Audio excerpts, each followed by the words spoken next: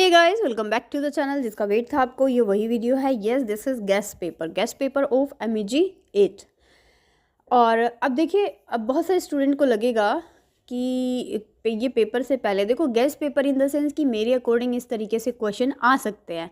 It's like guest paper. अगर आपने इस पेपर को देख के आपको लगता है कि पेपर आसान है, तो डेफिनेटली एग्जाम में भी आपको आसान ही लगने वाला है। ये आपकी प्रिपरेशन को शो करेगा। ठीक है।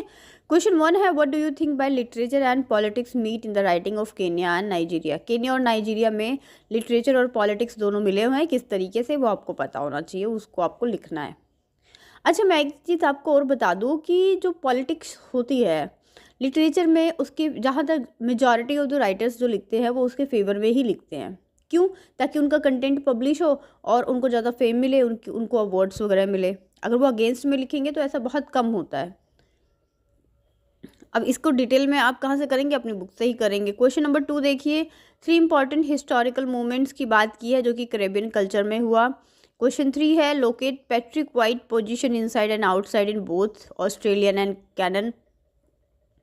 पैट्रिक वाइट की जो कंडीशन थी उसके बारे में पूछ लिया गया है। 4th क्या है, एग्जामिन गुगी wa Thiong'o wheat of grain से पूछ लिया गया है। क्वेश्चन 5 है आपका, अच्छा अब ये क्वेश्चन देखने के बाद आपको लग रहा होगा कि मैंने यहाँ पे ऐसे क्वेश्चंस क्यों लिखे हैं। देखो, ना तो मैंने इस पेपर को गेस्ट पेपर बनाया है, ना तो मैंने यहाँ पे बहुत इजी क्वेश्चंस डाले हैं, ना मैंने पेपर को मैं बहुत टफ क्वेश्चंस डाले हैं। मैंने लैंग्वेज को चेंज किया है और आपको जिस तरीके का फॉर्मेट पेपर में पूछा जाता है उसी तरीके से एक पेपर पूरा बना के आपको प्रेजेंट किया है। अगर आपको लग रहा है कि टफ है, इसका मतलब आपने ठीक से पढ़ाई नहीं की है, आपको और पढ़ने की ज़रूरत है। मैं बहुत क्लियरली बोल रही हूँ, आई एम रिपीटिंग अगेन।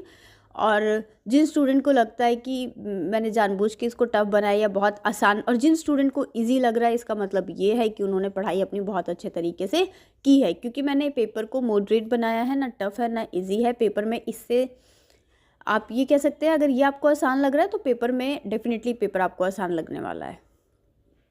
अब ऐसे तो नहीं कर सकते ना कि यहाँ पे मैं बहुत आसान से क्वेश्चन लिख दूँ और यहाँ से आप जाएँ, यहाँ से खुश हो जाएँ वीडियो देख के, that yes we have done everything. लेकिन जब आप पेपर में जाए तो पता चले वहाँ तो पेपर टफ आया है, राइट। तो मुझे आपको 2 पल के लिए खुश नहीं करना है। I want to show the clear mirror of the question paper, right.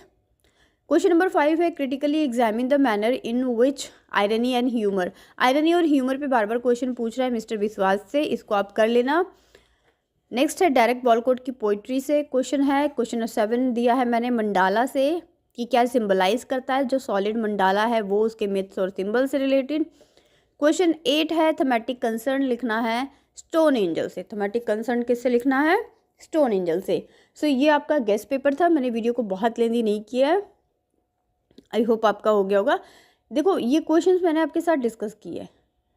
अब एग्जैक्ट क्वेश्चन आता है तब तो आप एग्जैक्ट लिख देंगे, और नहीं आता है तो आपको कैसे लिखना है, इसके लिए मैं एक वीडियो लाऊंगी। इसके बाद जो नेक्स्ट वीडियो होगी आपकी, उसी की होगी how to write answer in the examination, right. Stay connected, good luck for your exam. पढ़ते रहिए। कोई प्रॉब्लम है, क्वेरी है तो मुझे कमेंट सेशन में लिख दीजिए। Thank you so much.